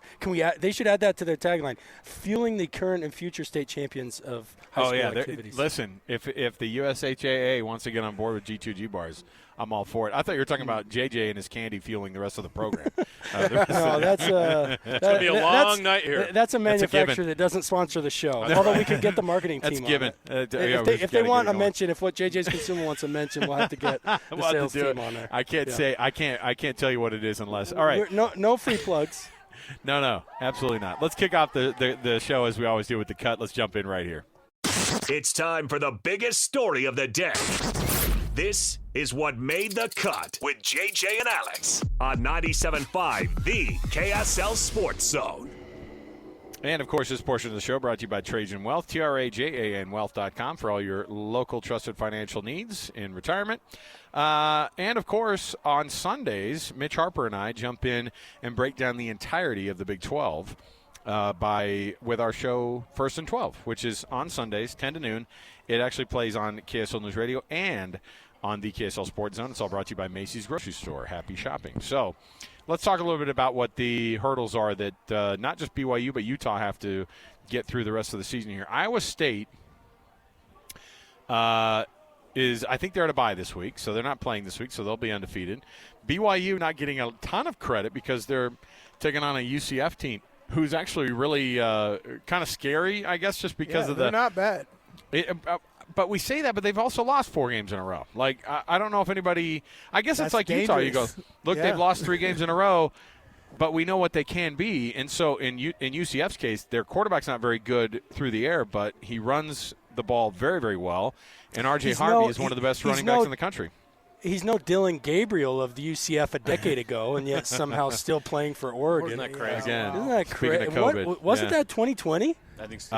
2020, BYU lines up, plays UCF in the Boca Raton Bowl. Yes. And Dylan Gabriel lining up for the Knights, and BYU just taking him behind the woodshed, and somehow that dude's still taking snaps. Anyway, well, listen, by the way, that was a game that everybody's like, 2 times on travel. And, they're playing in UCF's backyard. And BYU went down to take care of business. Dylan Gabriel was a freshman at UCF in 2019. 19, yeah. So, and then he broke his leg at the front end of 2021, or when was that? I'm trying to figure out. 2021, you're right. Yeah. Yeah, because he was healthy that 2020 bowl game. Yep. Yeah. Yep. But BYU, by the way, their last 2 trips down to Florida have resulted in wins. I think the last one was a UCF win. The only thing I remember that game was play number 1 of the entire season. your classic jet sweep to Puka Nacua for 75 yards. That was the first touch of the entire season for Puka, and he, of course, got the touchdown. By the way, did you see Puka last night? Nice little performance for the locals in the NFL. That dude is a different level of energy on the field, man. Like, and I think it doesn't hurt that his hair is like flying around on every play, but. Man, that guy is a legit pro. Do yourself a favor. Go to his Instagram account. Slide through. He posted a bunch of pics, but in there he's got this little video. Have you guys seen this clip? I'm sure you have. I'd seen it before, but I saw it again. And I don't know how old he is. He's probably somewhere around 9 or 10. But they're doing a little like Little League feature or whatever. He's like, I'm Puka Nacua. I play quarterback and free safety. And I love football. All I like to do is football. And I will play football for the rest of my life or whatever. And anyway, it's pretty awesome because you can just tell how the dude loves the game. And you saw him in the post game talking about because they were talking about his blocking, and he's just like, bro, it's football. Like, you love it. And he's talking about how he used to idolize Lawrence Taylor. So, like, you got a dude that just absolutely loves the game, used to idolize Lawrence Taylor, but he's out there playing wide receiver and making all sorts of plays. That's pretty awesome. Well, it's funny to see him in all these ads, too. Him sitting next to, like, Micah Parsons and like just I mean he's taken off, man. And by the way, every other jersey that walks into that stadium is Puka Nacua. It's like a mix of Matthew Stafford and Cooper Kupp, and then Puka Nacua. 17 is like all over it because people just love his style of play. All right. Anyway, bottom line is, hey, really quick, sorry, because to get back on topic. And quote on Twitter, BYU Statsman, he did a breakdown of the 2 time zones thing, and then also in Florida, and it's largely a pre-Kalani problem. So pre-Kalani, Lavelle was 6-8 in the East Coast time zone. Croton 0-2. Bronco was 2-9. So Bronco really struggled going 2 time zones. Kalani's 9-7. So Kalani's a winning record on the East Coast. And if you take that out and it's just Florida, Lavelle was 0-4, Bronco was 0-3, Kalani's 2-1. So, I mean, I think they've pretty safe to me. I mean, he's got a winning record in the Eastern time zone and a winning record in Florida. Like, maybe we can put that to bed. Just say it's not an issue. Yeah. Well, we talked to Connor Pay, and Connor brought up, Alex, you know, that he talked about they have guys that have really dialed – they got guys that have really worked on that, and they've got that dialed in, and they think it's made a difference. Well, the sports science guys. What they do during the week, the sports science guys, It was kind of interesting to see how he rolled it out. They get to bed at different times. Yeah, they found ways to really deal with that. So what did he say? They have they basically on their first meeting that they have as a team on like very first thing Monday morning is a presentation from the sports science group, and they sit these guys down and they go, hey, here's what your plan, here's what your schedule is this week. Okay, you're going to be getting up at X time, you're going to be eating at this time, and everybody's got their own menu, obviously, like depending on kind of what they've planned out for each guy. But like they're like, you're eating at this time every day. Apparently, it's like an Uncrustable every 2 hours. Did you guys see that article? Really? No, they did an article in the NFL. Those things are underrated. Those things are amazing. the not leading good for team, you, but I love me an Uncrustable. Denver consumes 750 Uncrustables a week. Wow. Anyway, sorry, I got sidetracked, but like Uncrustables got to be in there. But you brought up the food thing. I can't remember who it was. Various times in our careers, we've covered guys who, the coaching staff goes, "Hey, you're going to need to put on some weight." And I remember, I want to say it was maybe Mitch Matthews when they were like, "Hey, you're going to need to gain some weight here." They wanted him to be not 170 or something, like his freshman or sophomore year. So they're like, and it was like he was like so sad about it. He's like, "Dude, I'm trying so hard, man." I'm like, I have like a full jar of peanut butter a day and like 19 Uncrustables. That's bringing me PTSD about my freshman year of college. Oh, see, they probably made you. Did you set an alarm? There's always There's always a couple dudes on the team that got Fat Farm Club. We had Fat Farm, 6 a.m. We had to be in the HC. And just forcing food down. Yeah. Fat Farm. Yeah. Well, some of the dudes, they make them set an alarm at like 2 or 3 in the morning, and you make a peanut butter and jelly before you oh my gosh. Go to sleep. And you got milk before you go to sleep, and you put it on your bedside, and the alarm wakes up, and you got to eat it. Yeah. Oh my gosh. At that age, like metabolisms, you can't. Honestly, until you're about 19 or 20, it slows down. You can really start packing on the weight. But if a dude's not put it on by the time he's 18, he's not going to until he And I had a whole loaf of bread. and some a whole jar of peanut butter on my nightstand every night. Oh my god! Hey, for any of our aspiring high school players, although a lot of them are on buys, a trick. You can't really taste it. You get extra virgin olive oil, and you kind of got to taste it. Make sure you don't get the smokier or flavorful ones. Yeah. But like throwing some of that in a protein shake, like as you take a protein shake, is a way to get good, healthy calories and extra fats. Yeah, without like in an easily consumable way. So I feel like you gotta wear a diaper the rest of the day after you do something like that. Doing that. It's not castor oil. My go-to, if you want to hear mine, so my go-to to try and like round out the profile of the protein shake is I put oats in there for fiber and an apple just to keep my carbs up, keep my glycogen up. Yeah. And my brothers would be like, oh, that's great, because they'd like try it and they thought it was gross because like it's gritty and it doesn't taste good and all that. And I was like, you ever seen one of those horses at the Kentucky Derby? Glistening, their muscles, sinewy. If you want to look like a horse, you got to eat like a horse. So apples and oats with a little bit of chocolate protein. Nutrition science is so interesting. If people get into it, it is so interesting to fine-tune all of that. You're hearing him talk about his glycogen and how his hair follicles grow longer and all that. Like, it's so interesting with the pills you take. Well, so hopefully BYU's doing that with 2 time zones. I was going to say that was quite a detour to 2 time zones. No, but that's what it is, right? They're like they're on these weird schedules, and hopefully they've kind of dialed it in. But again, 2 time zone travel is not new for this team, for Utah. These teams they get on planes and it's the same. If it's an hour and 45-minute flight versus a 2.5-hour flight versus a 3-hour flight, like they do this every week if they're traveling. So. Is Indiana's dude named Signetti? Yes. Right? Did y'all see his interview? Because they just went back and I talked about it yesterday. He goes, screw all that. He said, I'm getting to the hotel as late as possible, waking up when I can, and it's worked for his guys. Beating their butt and getting out. Right. Yeah, I love it. So I do think a big part of that is mentality, right? Like, yes. So I talked about how Kalani's maintained, like, everyone's got the good workman-like mentality. They're not letting big heads. I also feel like that 2 time zone thing, like, whatever the plan is, you just got to convince. It's almost like the Space Jam Michael Jordan's, magic juice at halftime. Like, whatever the plan is, you just got to get your players to buy in, all in on that plan. And it's the old, I don't know if it was Winston Churchill or whatever, but the old saying, better to be united behind an average plan than divided behind a perfect one. Yeah. Like, whatever that plan is, you just got to make sure your players got buy-in and are convinced, as evidenced by Signetti, who literally, like, architected Indiana's plan to be there. They were there just over 24 hours. Nebraska is right? Was that a Nebraska trip? Yeah, I can't remember which. Well, no, Nebraska. I thought Nebraska was at home. Nebraska was at home. Or was it a UCLA game? I thought it was UCLA. It was UCLA or Oregon. And they kicked their butt. It wasn't Oregon. It was UCLA. Oregon hasn't lost. Yep. So anyway, whatever it is, just if you can get your guys bought in behind it, and I think Kalani's done a good job by that, as evidenced by the records that we just reviewed. So weird thing is, and if you again of all the stuff that we could have predicted for this year, what would have happened in the Big 12? Colorado hosting Cincinnati is one of the biggest games of the conference year so far, if you can believe it. Jeez. I know it's freaking weak. That's what's hard is like, I mean, listen, Scott Satterfield, the head coach of Cincinnati, like honestly, JJ, we've talked about this. When you watch him walking around Big 12 Media Day, you're like, so is that one of the ADs right there? Is that one of the deputy communications directors? Right. And you're like, you forget, like, oh yeah, no, this guy's one of the head coaches. He was the most anonymous coach at Big 12 Media Day. Zero knowledge. And by the way, Cincinnati is totally forgettable in so many ways. And I'm not trying to be insulting to Cincinnati. What I'm saying is that they're in this weird spot where they're an East Coast time zone team that is actually further, like, but it's totally removed from the other teams that are out there. Yeah, and so everybody, you don't think of Cincinnati, and in BYU's case and in Utah's case, they're not playing Cincinnati this year, so we totally have forgotten about that team. But are you more shocked that Cincinnati's having a good year or that Colorado's having a good year right now in the Big 12?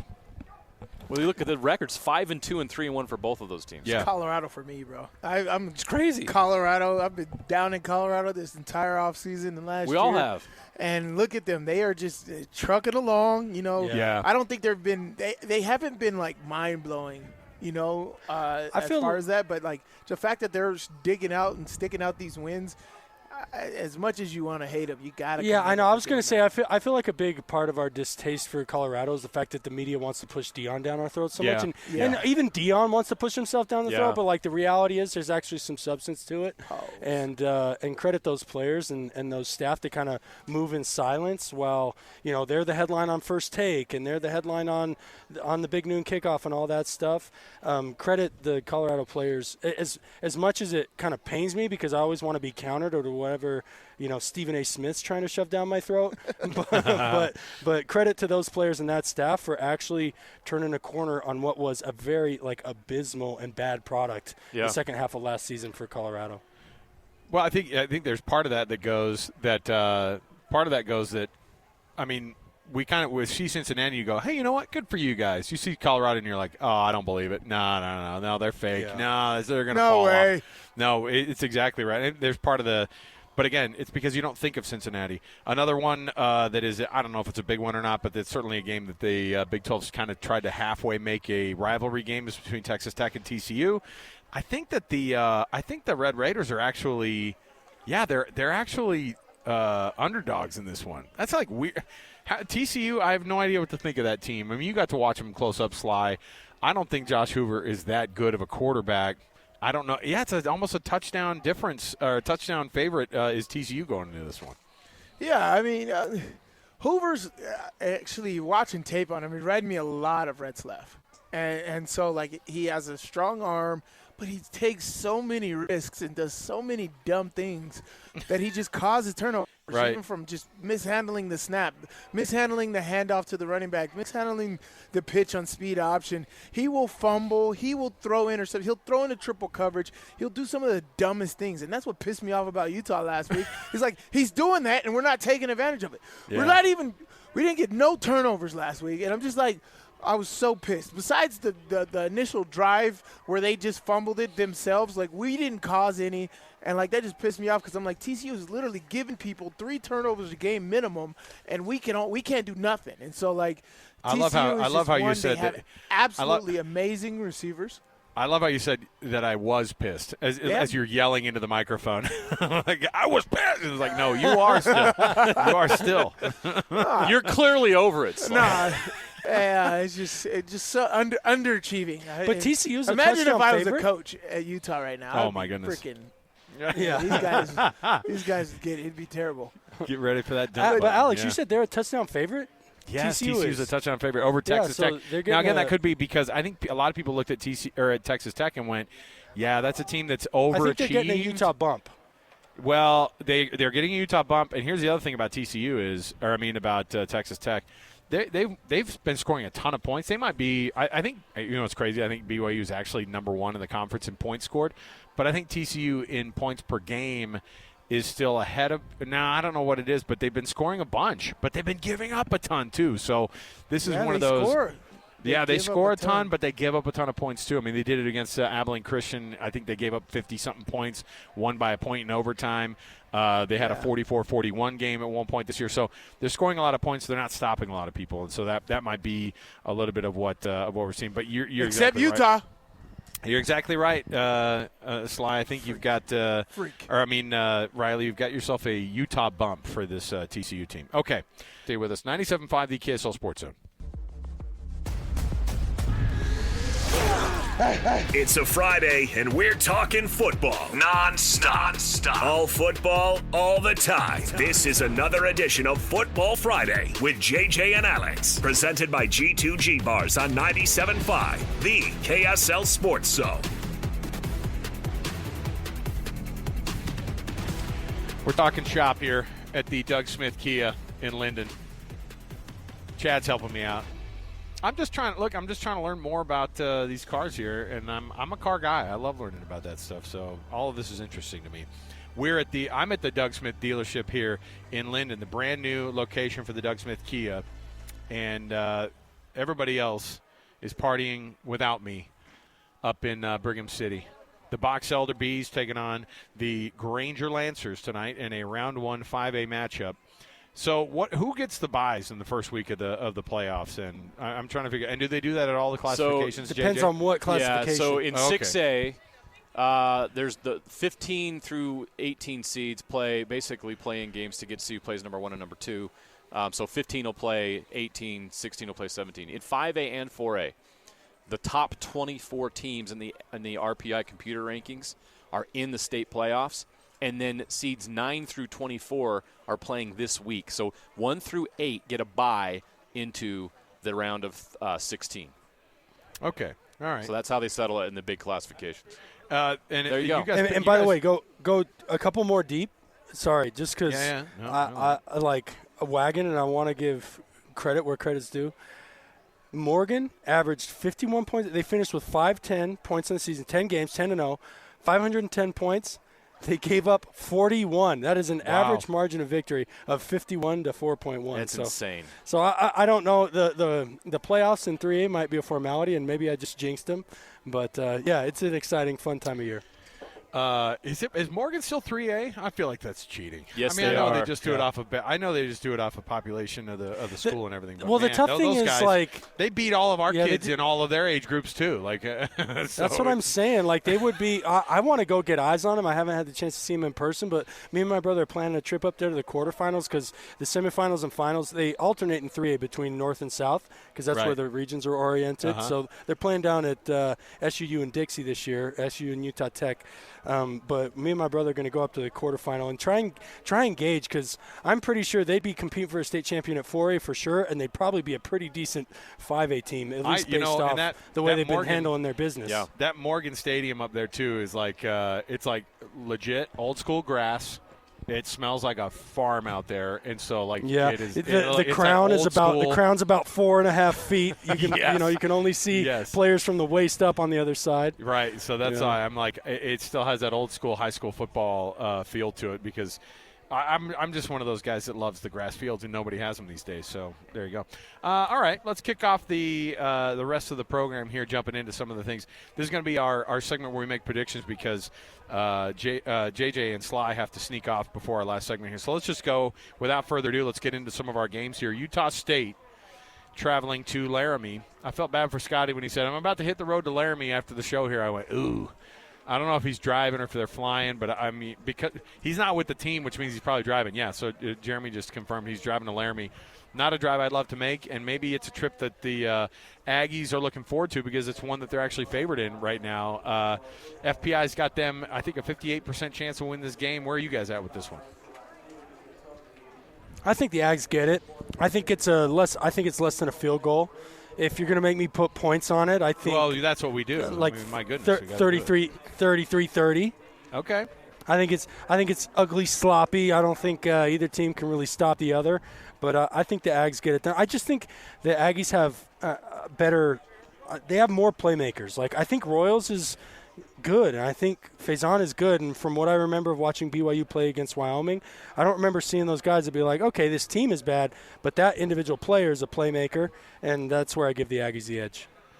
So you're keeping the scores on the you're keeping the tally, right, Riles? That's group chat. Let me. Yeah, you're the recorder of the group. It's like when you're called as the Boy Scouts historian. Secretary. You're the recorder. There you go. Yeah. I'm getting it done. That's okay. I'll take it. Life's tough being 1-6 for the Aggies. Not what and we for expected the Cowboys. them to be at. Yeah. And for the Cowboys. I've watched Wyoming play. I've watched Utah State play. The Aggies are a better football team.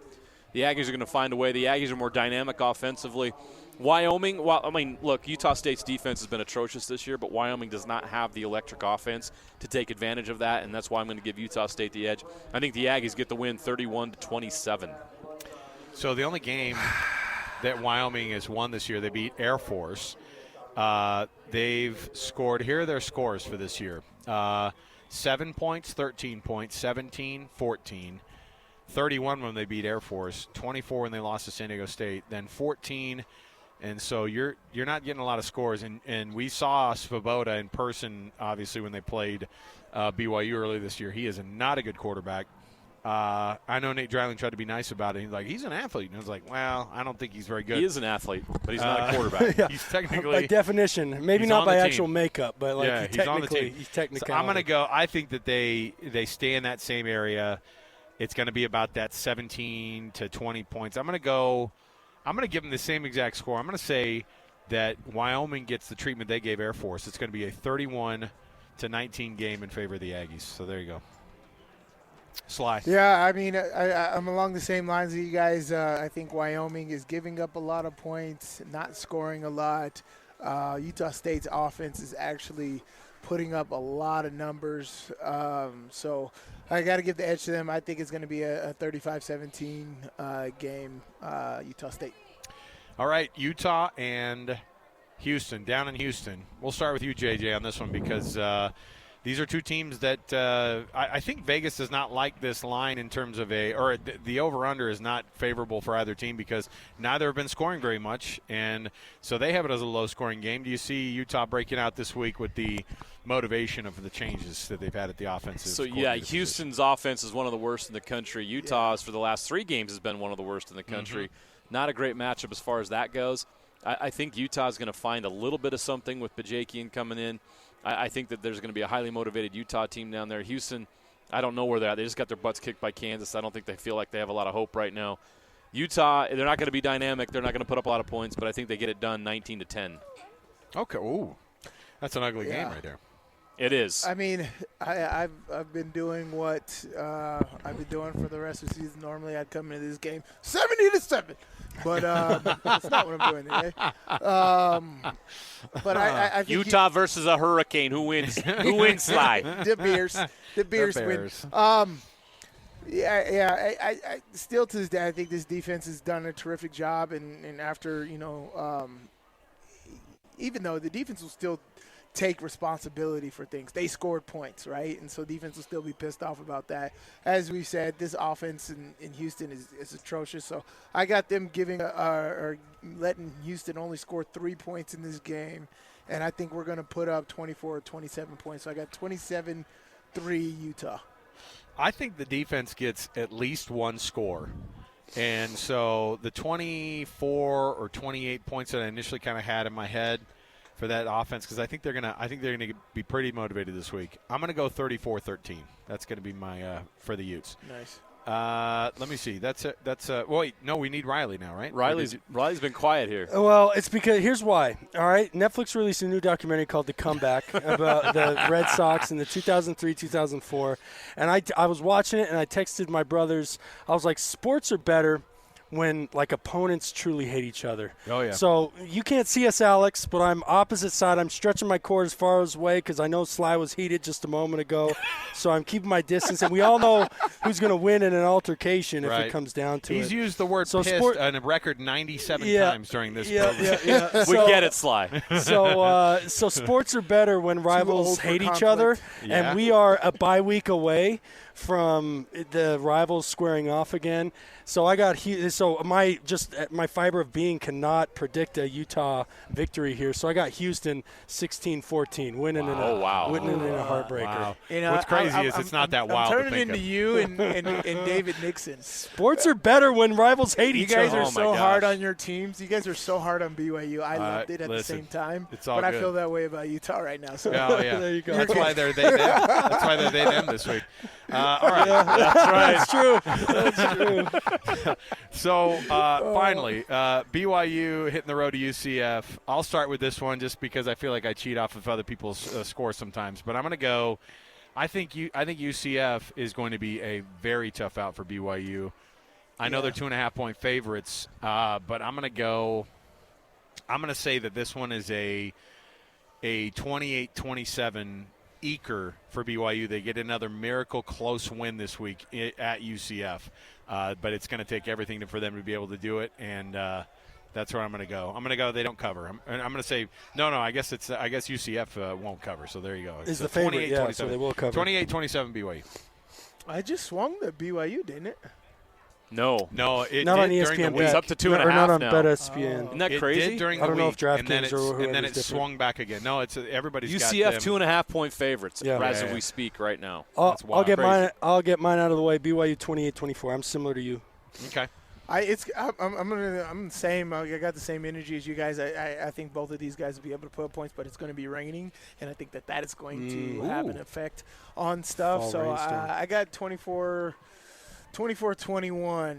BYU. The rain makes me think a little bit, but BYU has scored 34 or more points in 6 of their 7 wins this year. That's not going to change. Okay. They beat UCF 34-31, last-second field goal. All right, there you go. I like it, but when you get high-scoring teams, they always score lower. Yeah. It's crazy. I don't know why. I just want to say, because I just sent the group, or I didn't hit send, but I finished it there. I hit send.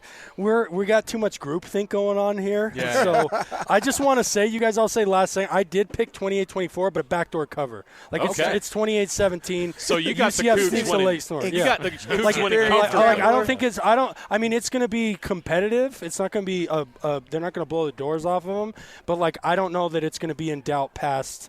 Very far past halftime. By the way, we've all been pretty bad at predictions this year. That's true. I know.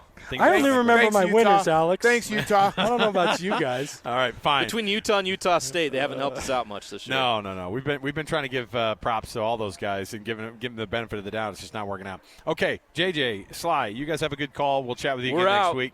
Riley's going to hang out with me the last 5 or 8 minutes here when we get back on the break here. So stay with us. It's a Football Friday, 97.5 the KSL Sports Zone. It's a Friday, and we're talking football non-stop. All football, all the time. This is another edition of Football Friday with JJ and Alex, presented by G2G Bars on 97.5, the KSL Sports Zone. Welcome back to the program.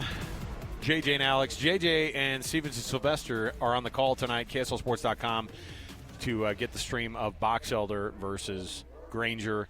5A matchup right there. And they're about to kick off here, so Riley's right there in the background watching this thing kick off, and it's excitement. Playoff football is very different than just the old regular season stuff. There's a different feeling in the air, right? Yeah, I mean, obviously this is kind of a play into the playoffs, but the home side is like 80% full with a bunch of people still streaming in from the parking lot, and the Granger side's got their side about 70% full. So, we've talked about this before on the show, but, somewhere after, the couple finals runs and after Majerus left, we converted from being a basketball school or a basketball state, and we are fully 100% a football state, and it's evidenced here tonight in Brigham City. So, and this is I don't know how the RPI stuff works with the playoff rankings and all that, because I'm pretty sure that Granger finished second in their region, and I think they had like a 4-1 or a 5-1 record in region. But then Box Elder was like 2-5 in region. I don't really get it. And I think they're rated higher, and they're the host team, obviously. The wins and losses don't matter. So you can look at they post the formula on desertnews.com. You can look at when you can click on the RPI rankings, and they show the formula there. So it's obviously starts with your winning percentage, but then it's opponent's winning percentage, and then opponent's winning percentage influenced by the point differential. So they try and remove point differential a couple away. So it's not you, it's your opponents. So if you win by a lot, it doesn't necessarily help you, but it can help someone that maybe you beat. Anyway, it's all in there. But that's how, like regions matter. Like region championships kind of matter for pride and maybe that title. But as far as the state tournament's concerned, region play doesn't have the influence that it used to. So it would be, I don't know if it feels like it would just be almost cheating that the Dodgers win their very first year that they get Shohei Ohtani to the team. And I get he wasn't pitching this year, so you can kind of go, well, they didn't even get like the best parts of him. He was hitting like crazy, but he hadn't been pitching yet. And I saw some videos of him warming up, or him rehabbing as he's coming back from Tommy John surgery and stuff, and he's obviously looking sharp. Garrett Cole tonight on the bump for the Yankees, and then I think Jack Flaherty, is that who's supposed to be the probable starter tonight as they fire things up here? He's confirmed he's the game one starter. Let me ask you, 1 to 10, what level of legitimacy do you give to the Dodgers championship of 2020? Anything in 2020 was hard, to kind of stomach and understand a little bit, but yeah, I didn't like that team at all either. For some reason, some of those guys really rubbed me the wrong way, and because they're now both of these teams. What's good about this who though? Because a lot of them are still there. Like Chris Taylor's still there, Max Muncy's still there. That was kind of when Walker Buehler came on the scene. Was Jared Turner? He was on that team, right?